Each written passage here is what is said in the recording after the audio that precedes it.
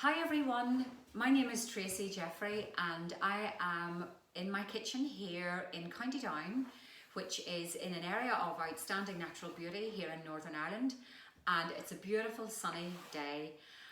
I am going to make a recipe for you, a beautiful tasty sweet bread that I make for my Maloney and Kelly guests when they come to my kitchen. So I'm going to take you through the recipe, and I'm also going to give you the recipe so you have your own measurements and so on, hoping that you might try and make this.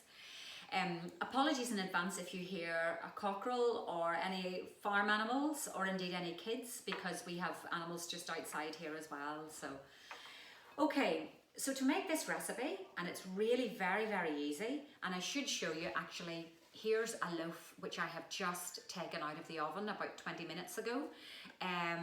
It's a lovely sweet tasty bread, and actually when I'm making it I don't weigh or measure anything. Okay, so that's really how easy it is, and that's very much how these breads would have been made traditionally. So the first ingredient, and there are only 4 in total, is my soda bread flour. And the soda bread flour is basically a very good quality flour which is milled locally and grown in these fields around here. The soda bread flour has the raising agents already in the flour, so it's peculiar to Northern Ireland. You don't even find it in the south of Ireland. It's very much our local flour. Okay, and I'm going to put in a good big handful and then about a kind of a smaller handful of the flour. The next thing I'm going to add then will be my dried fruit. So I have here some raisins and sultanas. You could add mixed peel, you could add any other dried fruit you want, but these are lovely and kind of succulent and juicy and sweet, and I love them. So I'm adding 2 handfuls of the fruit into my mixture.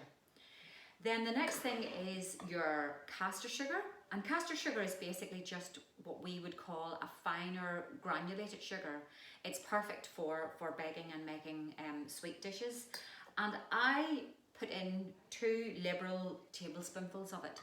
Even if I'm having this bread with, say, cheese or whatever, I still think you want to have that little bit of sweetness to it.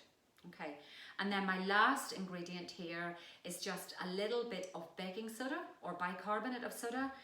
I've mentioned that the raising agents are already in the flour, but because this is a heavier dough, I'm just giving it a bit of an extra hand. So next thing you do is just amalgamate, get all your ingredients together, introduce maybe a little bit of air. I'm only doing this maybe 3 or 4 times, okay? And that's it. So there it is so far. Haven't needed to sieve the flour or anything, and I've all my dry ingredients in there. Then I'm taking buttermilk, and our buttermilk is delicious. It's actually the residue of what's left after you make the butter. And again, this is farmed, and I get it from a dairy just down the road, but it's from a local farm here. And when I add the buttermilk to my mixture, I am looking for a soft kind of, if you like, porridge-like consistency.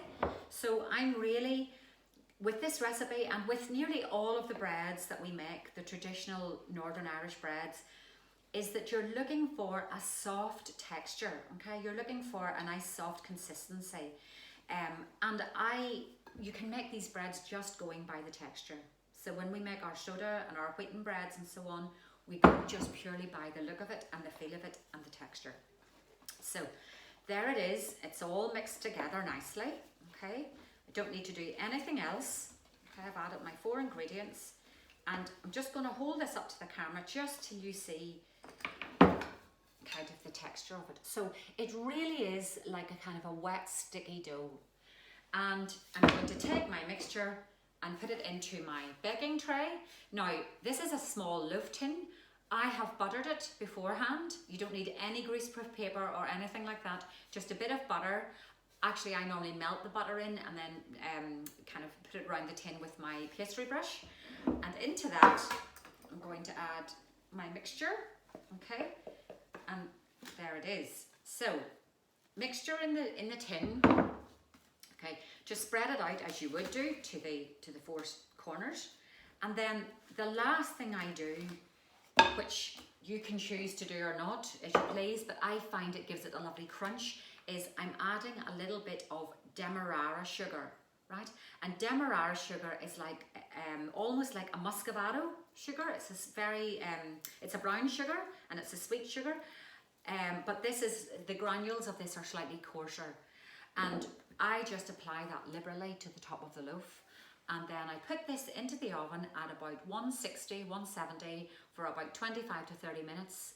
Take it out, let it sit on your cooling tray for 10, 15 minutes if you can wait that long.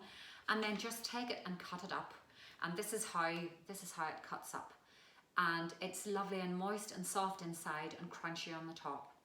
Now, what I have with that every single time is some of our hand-rolled, handmade butter. It is the most delicious butter ever. Again, it's from a local farm just down the road. And I apply this liberally.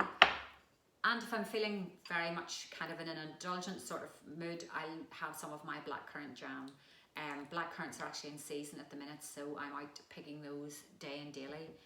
And that's it. It's the easiest thing to make, and I hope someday to be welcoming you to my kitchen where you'll be making this yourself. Thank you.